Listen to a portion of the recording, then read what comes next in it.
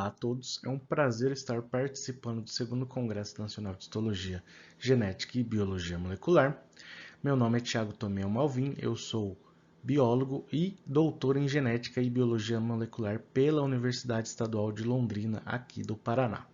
Atualmente estou fazendo um pós-doutorado em um projeto da Fundação Araucária que tem como objetivo avaliar a saúde de organismos aquáticos em diferentes ribeirões do Paraná, antropizados e conservados. E hoje venho aqui falar um pouco para vocês sobre o zebrafish como modelo para análise de contaminação ambiental envolvendo os testes do cometa alcalino e do micronúcleo. Bem, eu vou falar rapidamente uma breve introdução sobre o assunto de contaminação ambiental, as abordagens que podem ser utilizadas mais especificamente de laboratório, sobre o zebrafish, a sua origem e suas características gerais, e por fim vou falar um pouco da genotoxicidade e dos testes do cometa e do micronúcleo e alterações eritrocíticas nucleares, especificamente na fase adulta e na fase embriolarval desse animal. Bem, a contaminação ambiental ela ocorre quando substâncias prejudiciais são introduzidas no ambiente natural, resultando em impactos negativos nos ecossistemas e na biodiversidade.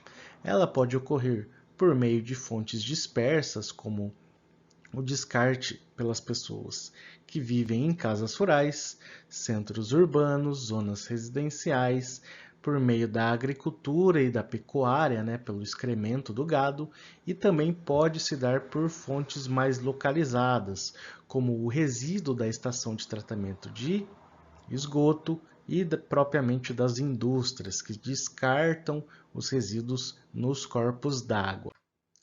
E a ciência que estuda a contaminação ambiental é a ecotoxicologia, que ela irá então estudar os efeitos das substâncias químicas naturais ou artificiais sobre os organismos vivos, integrando assim os efeitos na biota, a biodisponibilidade dos contaminantes, as características ambientais, a quantidade de contaminantes, de modo que podemos assim elaborar dispositivos legais, normas, programas e diretrizes gerenciais para que conseguimos então saber mais sobre o tipo dos contaminantes, a concentração de cada contaminante nesses locais, a duração da exposição desses contaminantes, de modo a determinar assim o efeito biológico e a toxicidade desses compostos. Em relação aos tipos de contaminante, temos os contaminantes orgânicos, como por exemplo agrotóxicos, inseticidas, herbicidas, fungicidas, que são muito utilizados não só em áreas domésticas, como também na agricultura, as toxinas, que são derivadas de processos de eutrofização, produtos farmacêuticos que o pessoal utiliza, como comprimidos, hormônios, entre outras coisas, as bifenilas policloradas, que são utilizadas em transformadores e capacitores, as dioxinas, que são utilizadas nos processos de clareamento, e os hidrocarbonetos aromáticos policíclicos, que são utilizados em fluidos de transformadores. Também temos os contaminantes inorgânicos, que são classificados em diferentes classes. A classe A são essenciais em concentração elevada, como por exemplo o ferro. Classe B, que inclui metais não essenciais que em baixas concentrações elas exibem pouca ou nenhuma toxicidade, como por exemplo o lantânio e o estrôncio. A classe C, que inclui metais essenciais que em concentrações elevadas elas podem ser tóxicas, como por exemplo o zinco, o cobre e o níquel, e a classe D, que são metais não essenciais e mesmo em concentrações baixas são tóxicos, como o mercúrio, o chumbo e o cádmio. Os agrotóxicos eles são produtos químicos sintéticos usados para matar insetos, larvas, fungos, carrapatos, sob a justificativa de controlar as doenças provocadas por esses vetores e de regular o crescimento da vegetação, tanto no ambiente rural quanto no ambiente urbano. Eles podem ser classificados em diferentes categorias, como por exemplo, categoria 1 e 2, que são extremamente e altamente tóxicos, respectivamente, levam a palavra de advertência perigo juntamente com o símbolo da caveira ali, né? E são fatais se ingerido e se estiver em contato com a pele e se inalado, né?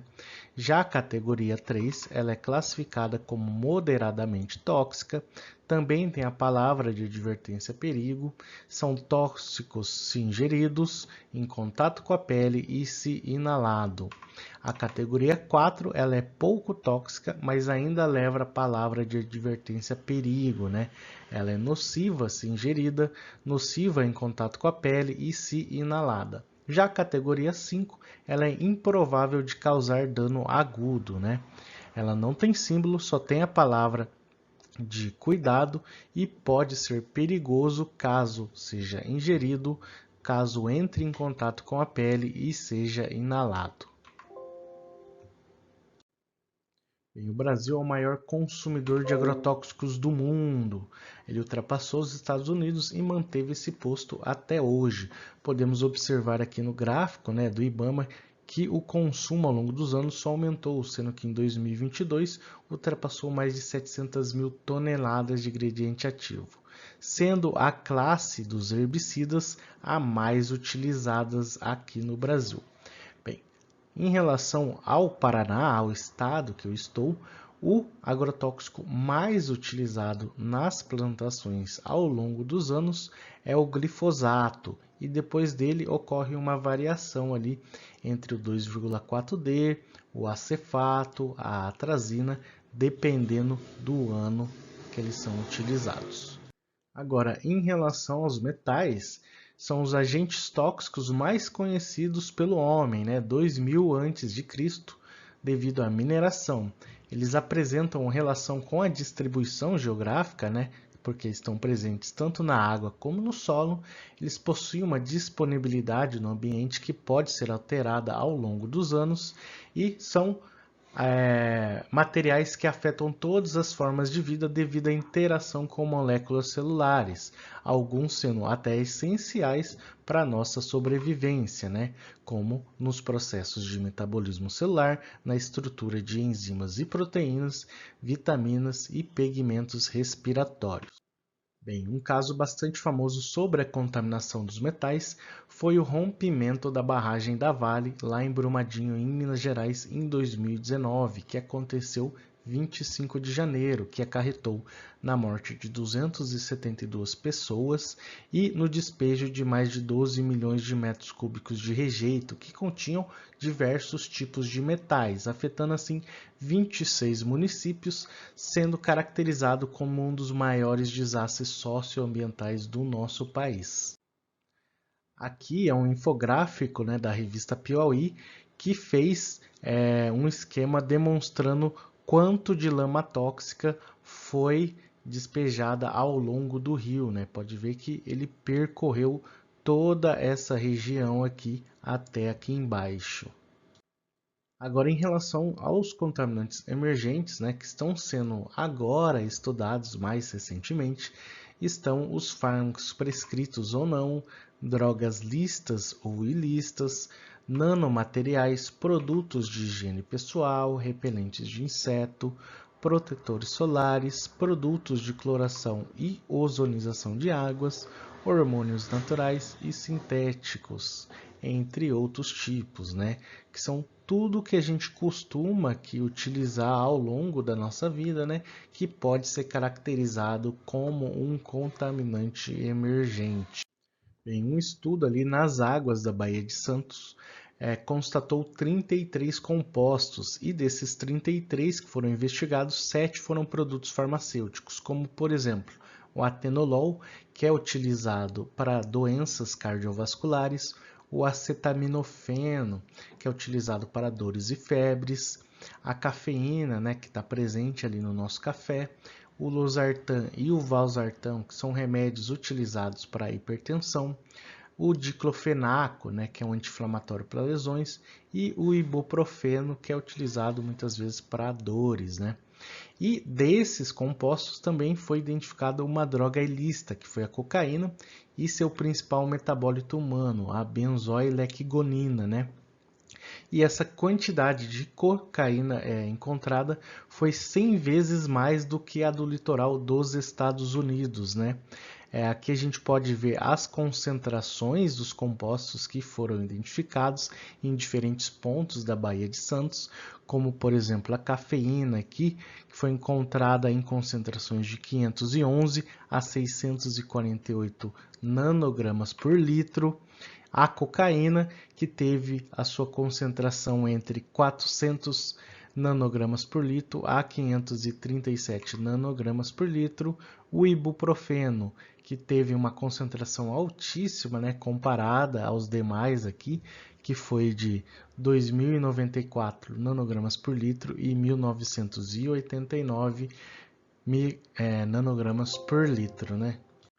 Bem, uma faculdade de saúde pública lá de Minnesota, nos Estados Unidos, avaliou amostras de água e observaram a detecção de partículas de microplástico com comprimento maior que 100 micrômetros, o que equivalem a 2 fios de cabelo. E o resultado foi o seguinte: das 33 amostras analisadas nos Estados Unidos, 94% continha microplástico. No Equador foi 75%.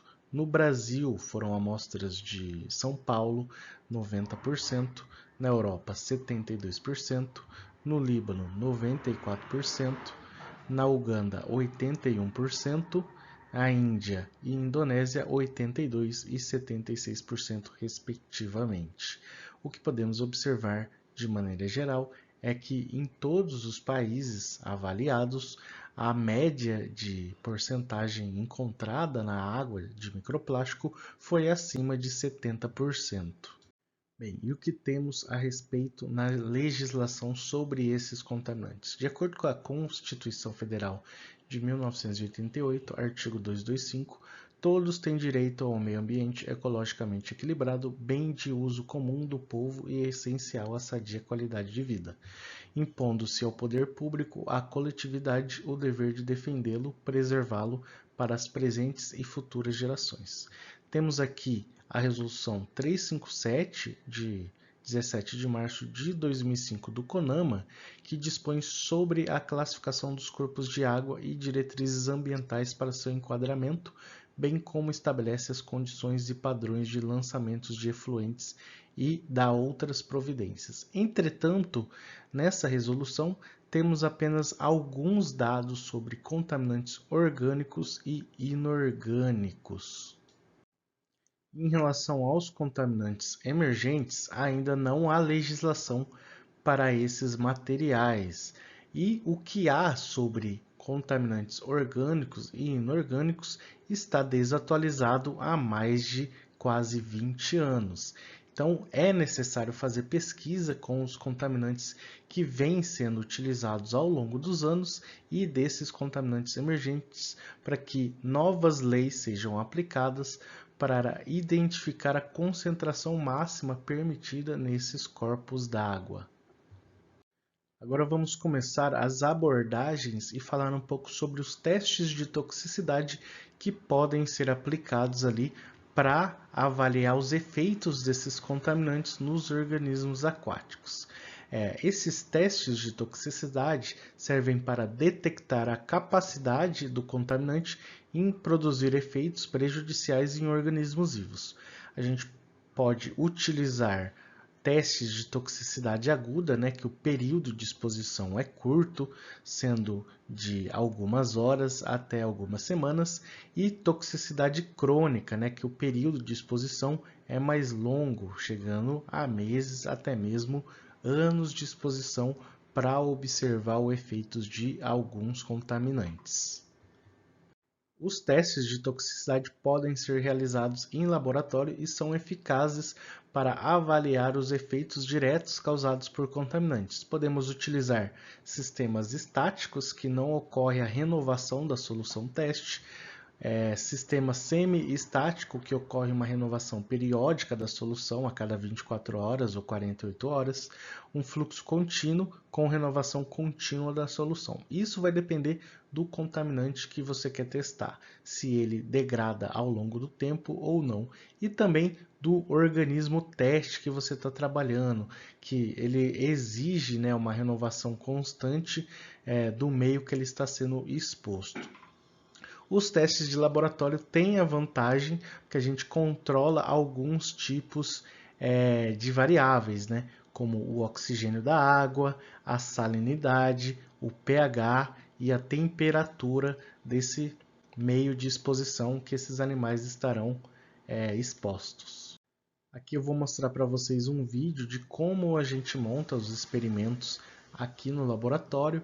Depois de escolher o nosso organismo teste e o nosso contaminante que a gente quer testar, a gente prepara ele numa concentração ambientalmente relevante ou que foi encontrado em algum artigo e coloca nos aquários de vidro, né? Nesse caso, são aquários de 10 litros. Depois a gente dá uma homogeneizada ali no contaminante com a mangueirinha de aeração e em seguida a gente coloca os organismos teste que a gente quer testar, a sensibilidade deles mediante aos contaminantes que a gente expôs. Depois disso a gente tampa esses aquários, né, e coloca um plástico preto em volta para que esses animais não se estressem ao longo da exposição. E a exposição vai depender do que a gente propôs no trabalho, se vai ser uma exposição mais crônica ou mais aguda, com renovação ou não. Bem, o organismo teste que eu falei anteriormente, ele pode ser um organismo vivo que geralmente é utilizado para estudar os efeitos dessas substâncias tóxicas no meio ambiente. Então podemos utilizar anelídeos, anfíbios em diferentes fases de desenvolvimento, aves, répteis, insetos, bivalves, crustáceos, microcrustáceos e peixes em diferentes fases de desenvolvimento. E como a gente vai analisar esses efeitos nesses organismos teste? Bem, a gente precisa utilizar biomarcadores, que são variações induzidas por contaminantes em componentes moleculares ou celulares, processos, estruturas ou funções determináveis em um sistema biológico. Então, podemos avaliar conforme os níveis de organização biológica, por exemplo, subcelular, atividade enzimática, a expressão de genes, danos oxidativos, em células, a nível de células, apoptose, estabilidade da membrana, resposta fagocitária, a nível de órgão, né, histologia, a demanda metabólica, a reserva energética, a nível de indivíduo, a mortalidade, a taxa de ingestão, o crescimento individual, a nível de população, a fecundidade desses organismos, a viabilidade da prole e o desenvolvimento larval, e a nível de ecossistema, o comportamento, a função do ecossistema em si e as mudanças na comunidade. Então, quanto maior o nível de organização biológica, maior a relevância ecológica e menor a velocidade de resposta.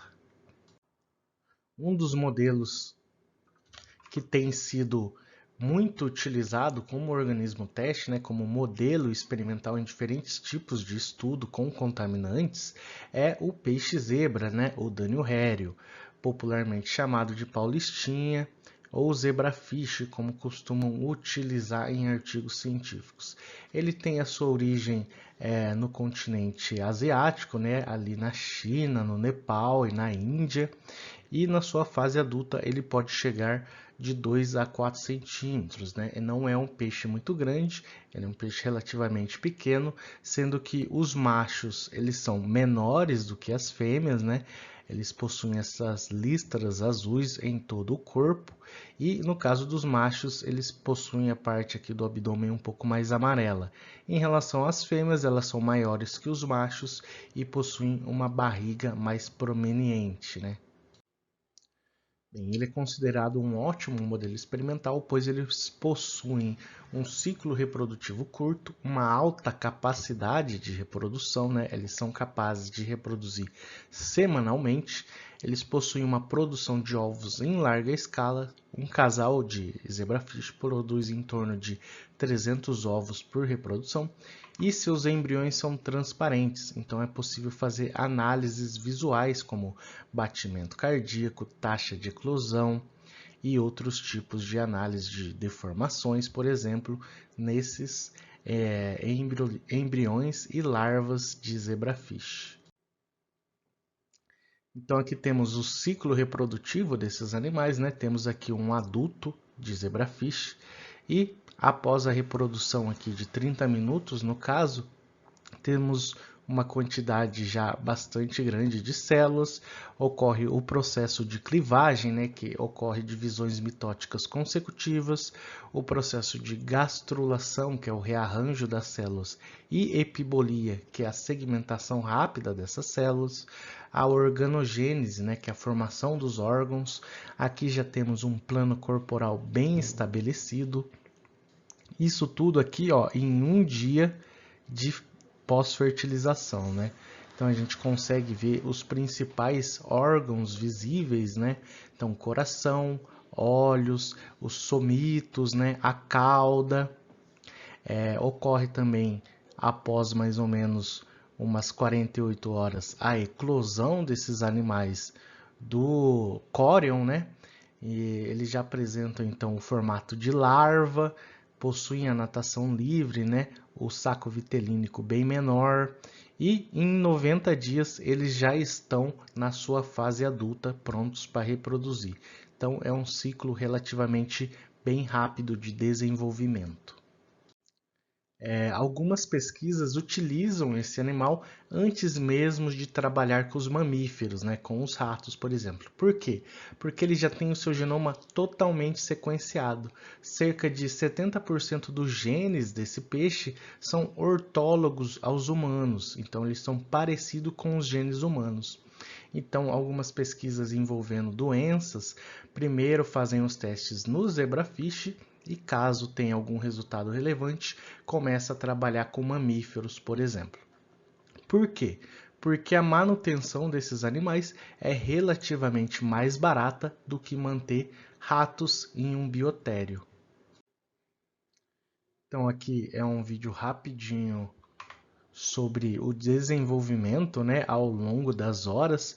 Isso daqui é em menos de 24 horas, né? Podem ver a quantidade de células vai multiplicando e vai começando a dar formato nos embriões dentro do córion, né? Aqui ele já vai começar o processo de organogênese. Então já você consegue ver aqui a formação dos somitos, né, que é uma estrutura que vai originar a coluna vertebral desses animais. Aqui é o saco vitelínico, que ele é bem maior no começo, né, da embriogênese, para que ele vá absorvendo nutrientes para se desenvolver. Aqui, ó, a gente consegue ver a formação do olho, aqui tem a cauda. Então, conforme as horas passam, esses animais vão se desenvolvendo muito rapidamente. Em menos de 96 horas, eles já estão eclodidos em formato de larva. Aqui ele já está ficando muito mais definido. Olha só como ele já está aqui em formato de embrião. Em relação às áreas de pesquisa, né, esses animais, tanto na fase embriolarval como na fase adulta, podem ser utilizadas em muitas áreas de pesquisa, desde a biologia do desenvolvimento, a bioquímica, biologia molecular, celular, neurociência, comportamento, genética. Esses animais eles podem ser utilizados em estudos que envolvam diferentes gerações, né? Então você pode avaliar o efeito de um contaminante na geração F0, F1 e até mesmo F2 desses animais devido ao ciclo reprodutivo muito rápido.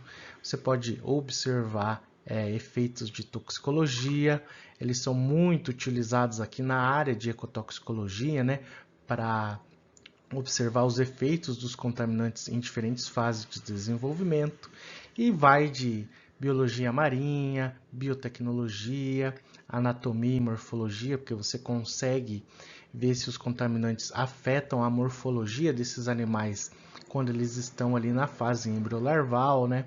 A fisiologia desses animais, imuno, farmacologia, biologia da evolução, ciências veterinárias. Então, ele é aplicado e utilizado em diferentes áreas de pesquisa em todo o mundo, né? Por isso que existem vários testes já padronizados para essa espécie em todo o mundo.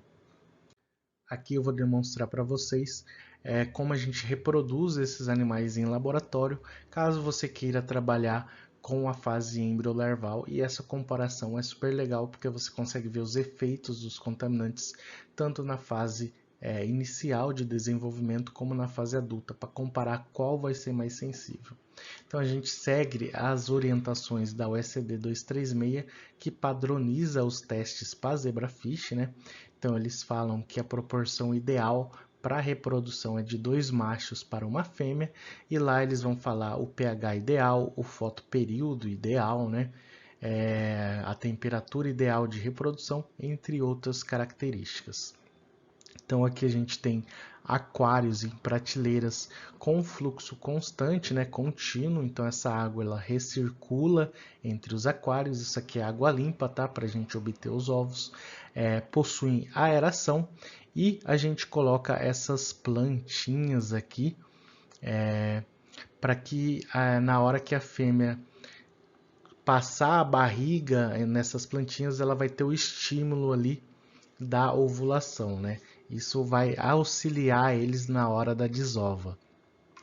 Então, num dia anterior, a gente coloca essas armadilhas, cobre com um pano escuro e desliga o fotoperíodo, né? No dia seguinte, a gente remove esse pano, liga o fotoperíodo, que no caso a gente utiliza aqui 14 horas de claro e 10 horas de escuro, e espera 1h30 de reprodução. E isso tem que ser feito logo nas primeiras horas da manhã, que é o horário ideal para que ocorra a reprodução desses animais. Então a gente espera geralmente 1h30 eles reproduzindo, e depois a gente faz a separação dos ovos, que daí você pode separar os ovos em placas de Petri ou placas de 24 poços. Isso vai depender do que você quer analisar. Geralmente, se for fazer um teste do cometa, você poderia fazer aqui nas placas de Petri. A parte bioquímica também, como algumas enzimas antioxidantes, geralmente a gente precisa de uma quantidade muito grande de ovos, então a gente faz em placas de Petri também. Agora, se você quer acompanhar o desenvolvimento, né, alguns endpoints como taxa cardíaca, taxa de eclosão, você pode utilizar aqui a placa de 24 poços, porque daí facilita a observação, porque vai ter um embrião a cada poço aqui da sua plaquinha. Agora eu vou mostrar para vocês um videozinho aqui do YouTube, como é que é na prática o acasalamento desses animais e a fecundação desses ovos durante o acasalamento. Reproduction depends strongly on photoperiod. Mating is initiated at the onset of light, and spawning typically takes place over a short period thereafter. Zebrafish can occasionally breed throughout the day. Zebrafish reach sexual maturity at the 3rd month of their development. The breeding fish should be between 7 and 18 months of age for maximum embryo.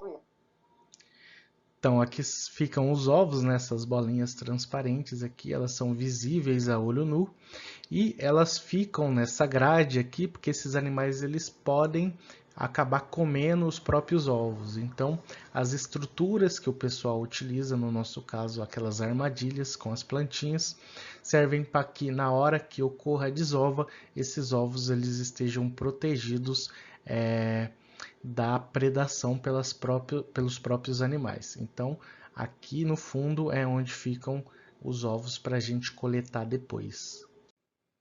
Entrando agora na parte final, então, da palestra, né, sobre a parte de genotoxicidade, esses compostos, né, eles podem causar, sejam eles substâncias químicas, agentes físicos ou biológicos, danos ao material genético de um organismo. E isso pode ocorrer através de várias vias, incluindo danos diretos ao material genético ou na interferência de processos de reparo do DNA ou até mesmo na indução de mutações que podem ser passadas para a próxima geração desses organismos. Por isso que o dânio rério é um importante organismo teste, já que ele consegue em pouco tempo ser utilizado para avaliação multigeracional dos efeitos desses contaminantes. Vocês já devem ter ouvido falar sobre as espécies reativas de oxigênio, como por exemplo o superóxido, o radical hidroperoxil, o peróxido de hidrogênio, entre outras. Geralmente, essas espécies reativas de oxigênio podem causar danos em lipídios, no DNA e em proteínas. Essas espécies reativas de oxigênio geralmente são combatidas pelas defesas antioxidantes dos organismos, como por exemplo as não enzimáticas, como a glutationa, a GSH, e enzimáticas, como a superóxido dismutase, a SOD, a catalase e a glutationa peroxidase, a GPX. Geralmente, quando elas não conseguem combater essas espécies reativas de oxigênio, ocorre o que nós chamamos de estresse oxidativo. Então, aqui temos um exemplo que esses contaminantes podem fazer na molécula de DNA. Elas podem causar danos diretos na estrutura do DNA, ou ainda elas podem ser metabolizadas, biotransformadas em metabólito primário na fase 1 de biotransformação, que ocorre reações de oxidação, redução e hidrólise desses compostos principais, mediadas principalmente pelas enzimas do citocromo P450, ou elas podem ser metabolizadas na fase 2 de biotransformação, gerando um metabólito secundário, que não necessariamente vai passar pela fase 1. E na fase 2 de biotransformação ocorre a conjugação dessas moléculas com a glutationa, E as principais enzimas que agem nessa fase de biotransformação são as GST, as glutationas S-transferadas. Esses metabólitos aqui, provenientes da biotransformação, sejam eles da fase 1 ou 2, também podem causar danos no DNA. Além disso, durante esse processo de biotransformação e o próprio organismo desses animais produzem espécies reativas de oxigênio que podem causar danos oxidativos nas moléculas do DNA, ou seja, na estrutura do material genético.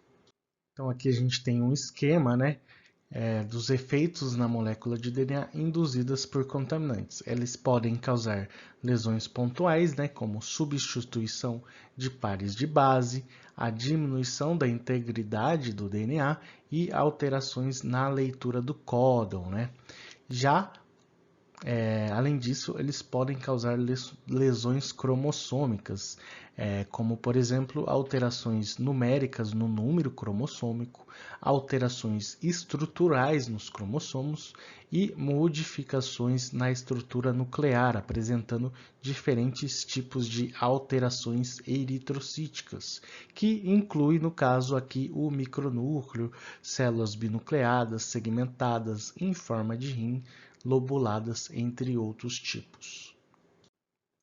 Parte dos danos podem ser reparados pelo sistema de reparo dos organismos, e os mais comuns de serem utilizados é o sistema de reparo por excisão de base, o BER, muito comum em danos provenientes de contaminantes orgânicos, no qual, quando ocorre, por exemplo, uma conversão de uma base em outra, a DNA glicosilase vai reconhecer essa base que está colocada errada e vai removê-la, fazendo com que ocorra uma lacuna, e depois a DNA polimerase vem e insere novamente a base correta e a DNA ligase sela de novo essa fita, terminando o reparo.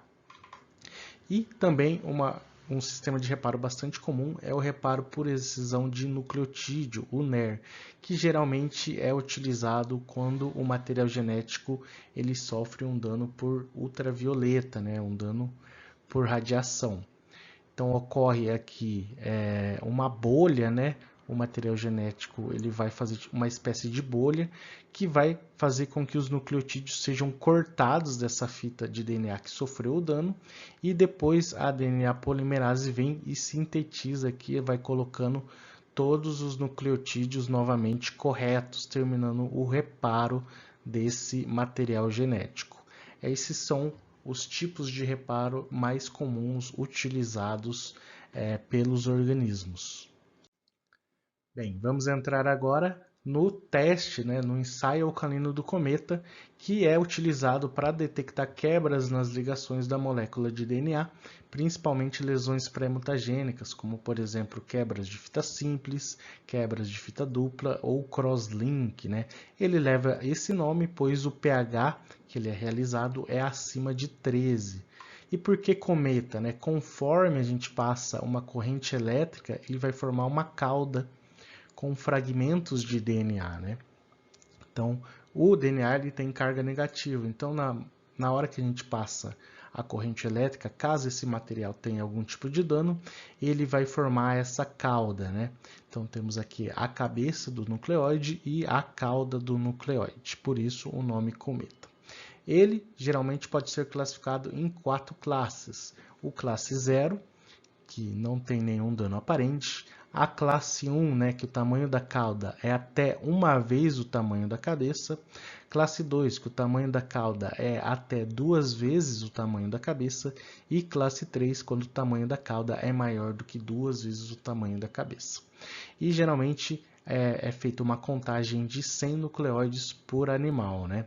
Então, você utiliza essa fórmula aqui para fazer o score de danos no DNA, que vai variar de 0 até 300. Bem, o ensaio alcalino do cometa ele pode ser realizado em diferentes tecidos, utilizando diferentes animais. Então, você pode utilizar o sangue para fazer a avaliação de danos no DNA, células do fígado, do cérebro, do músculo, do coração, das brânquias, enfim, até mesmo as larvas inteiras do zebrafish. Então, você pega uma lâmina, cobre elas previamente com agarose e no dia do ensaio as suas células vão estar ali em soro bovino fetal, que elas podem ser armazenadas nessa solução, que vai deixar as células viáveis para o ensaio até 72 horas.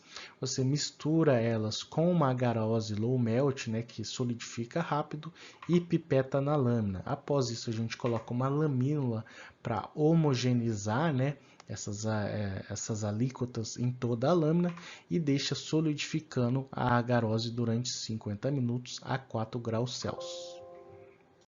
Após a etapa então de solidificação, a gente retira as lamínulas e coloca elas em solução de lise, né, por 2 horas a 4 graus em proteção da luz com um pH de 10. Isso vai lisar a membrana nuclear, expondo o núcleo.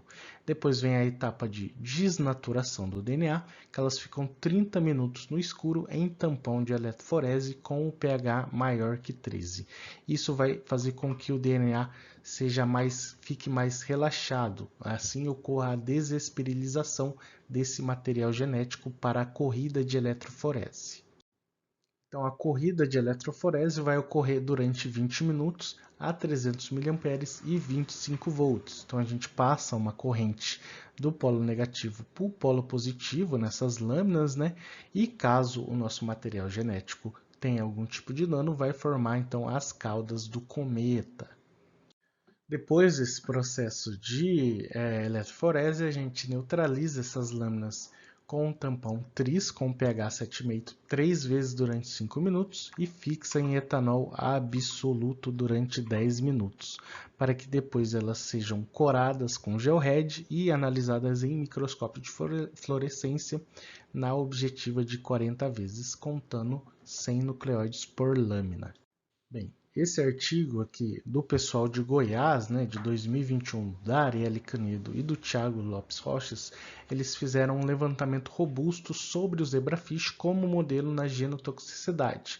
Então, o que eles fizeram? Eles pesquisaram artigos nos principais sites de busca como Web Science e Scopus, fizeram uma avaliação entre os anos de 2001 a 2020 e conseguiram aqui 27 mil artigos, né? Eles fizeram uma exclusão aqui de vários artigos que não eram interessantes e fizeram uma análise robusta e uma revisão de dados. E o que eles observaram com isso, né?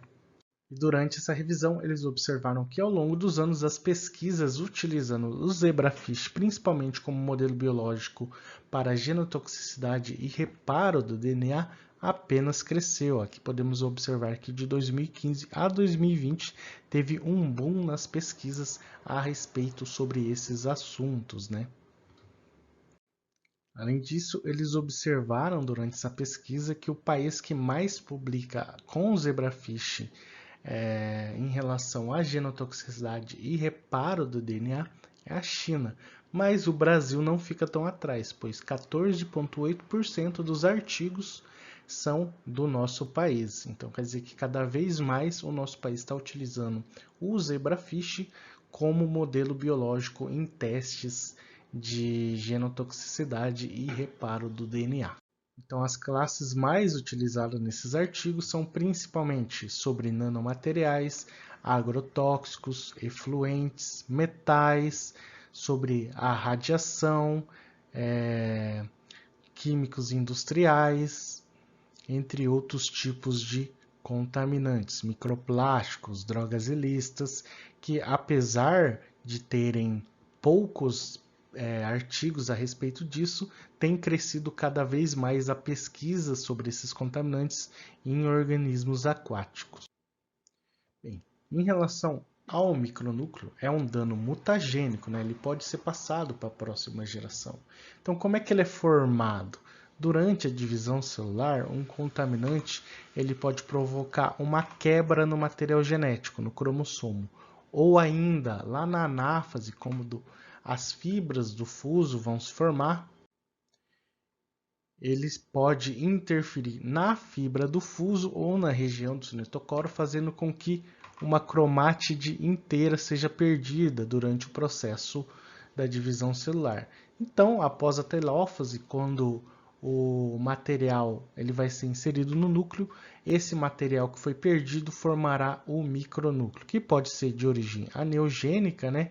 Quando ele interferiu ali na fibra do fuso ou na região do cinetocoro, ou clastogênica, né, de quebra, que ele quebrou parte do cromossomo. Junto com o micronúcleo, a gente pode analisar as alterações eritrocíticas nucleares que também são indicativos de mutagenicidade. Bem, aqui temos núcleos em forma de rim, núcleos lobulados, núcleos segmentados e células binucleadas.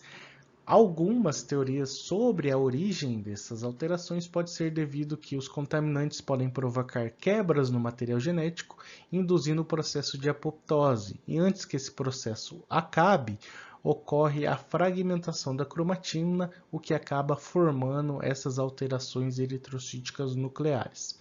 Além disso, pode ser devido ao estresse oxidativo, pois aumenta a permeabilidade da membrana devido à lipoperoxidação, aos danos em lipídios, o que faz com que o núcleo ele seja mais susceptível a alterações, fazendo com que ele tenha essas deformações no seu núcleo. Bem, para a realização do teste do micronúcleo é bem simples. A gente tira o sangue dos animais adultos, né? Faz um esfregaço na lâmina, deixa secando por 24 horas e depois fixa em metanol absoluto. E após a fixação, a gente cora com laranja de acridina e conta 3.000 eritrócitos por lâmina, né? Na objetiva de 100 vezes, utilizando então o óleo de imersão. O pessoal lá de Goiás, a Arielle Canedo e o Thiago Rocha também fizeram uma revisão a respeito do teste do micronúcleo e das alterações eritrocíticas em zebrafish, né? Do mesmo modo que fizeram com a genotoxicidade. E após fazer todas as pesquisas e revisarem os artigos, eles observaram que o Brasil possui a porcentagem de publicações maior do que outros países, como Alemanha, China, França, Itália, entre outros. Quer dizer que o nosso país tem publicado bastante coisa a respeito de danos mutagênicos em zebrafish, né, nos últimos anos. Então é isso, pessoal. A nossa palestra chegou ao fim. Gostaria de agradecer novamente ao pessoal da organização do Conascigem. E caso vocês tenham dúvida em relação a alguma coisa que eu falei na palestra, vocês podem enviar um e-mail para mim ou também acessar a página do meu laboratório para conhecer melhor sobre os trabalhos que a gente publica. Até mais. Muito obrigado.